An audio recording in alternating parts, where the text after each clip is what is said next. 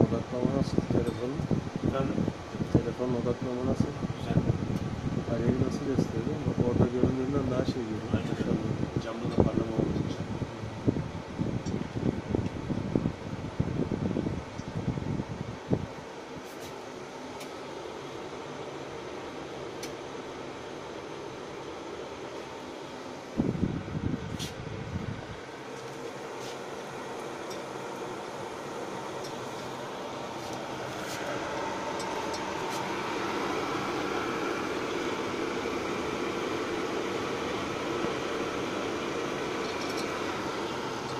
Bir de daha iPhone alıyor ya.